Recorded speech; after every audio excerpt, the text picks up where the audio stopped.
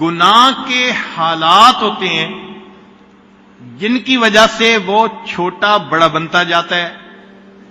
مثال کے طور پہ ایک آدمی اگر کنوارا ہو اور وہ زنا کا ارتکاب کرے تو یہ کم درجے کا گناہ، شادی شدہ ہو اور پھر ارتکاب کرے تو زیادہ گناہ، پھر اگر کنواری عورت سے گناہ کیا تو یہ چھوٹا گناہ نسبتاً، شادی شدہ سے کیا تو یہ متزوجہ سے گناہ کرنے کی وجہ سے بڑا گناہ، اور اگر پڑوسی کی بیوی سے زنا کیا تو اور بھی زیادہ بڑا گناہ.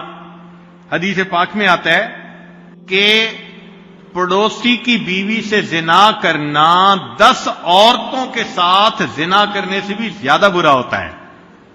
پھر اگر وہ پڑوسی رشتہ دار ہے تو اس میں چونکہ آپس میں صلہ رحمی بھی ہے تو رشتہ داری کی وجہ سے اور بھی زیادہ کبھی ہو گیا، حق القرابہ ہے.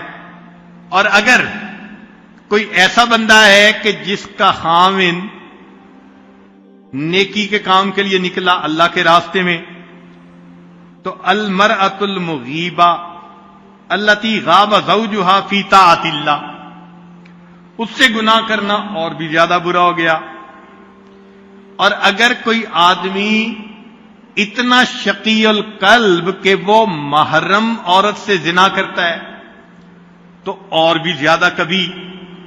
اور اس میں بھی اگر حرمت مصاہرت آ گئی، حرمت مصاہرت کا مطلب کہ رشتہ داریاں ہوتی ہیں جیسے سسر اور بہو کا رشتہ، داماد اور ساس کا رشتہ، اگر اس میں گناہ ہوگا تو پھر اور بھی زیادہ قباحت آ جائے گی. تو معلوم ہوا کہ گناہ تو ایک تھا لیکن حالات کے ساتھ ساتھ اس کے شدت کے اندر زیادتی ہوتی چلی جاتی ہے، اور مکان کے ساتھ بھی اس میں زیادتی ہوتی ہے. ایک آدمی ایک گناہ باہر کرے تو کم، مسجد میں کرے تو اور بھی زیادہ برا، حدود حرم میں کرے تو اور بھی برا، بیت اللہ میں کرے تو اور بھی زیادہ برا. اسی طرح حرمت زمان، عام دنوں میں کرے تو کم برا، اور اگر رمضان المبارک میں کرے تو اور بھی زیادہ برا، ذی الحجہ میں کرے تو اور بھی برا، اور اگر میدان عرفات میں کرے تو اس سے بھی زیادہ برا. تو معلوم ہوا کہ گناہوں کی شدت مکان اور زمان کے اعتبار سے بڑھتی چلی جاتی ہے. تاہم کچھ اعمال ہیں جو گناہوں کو بخشوا دیتے ہیں. فرمایا التوبہ التائب من الذنب کمن لا ذنب لہ، گناہوں سے توبہ کرنے والا ایسے ہوتا ہے جیسے اس نے کبھی گناہ کیا ہی نہیں.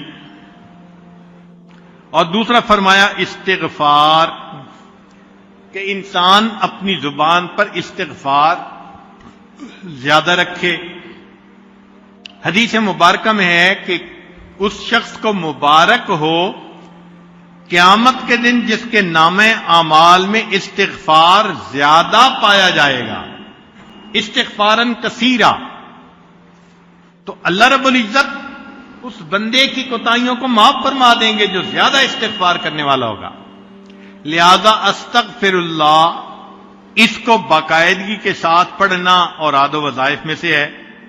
لقمان علیہ السلام نے اپنے بیٹے کو نصیحت کی کہ بیٹے، یا بنیا اوّد لسانک اللہم اغفر لی، اے میرے بیٹے عادت بناؤ یہ کلمہ کہنے کی کہ اللہ مجھے معاف کر دے، اللہم اغفر لی.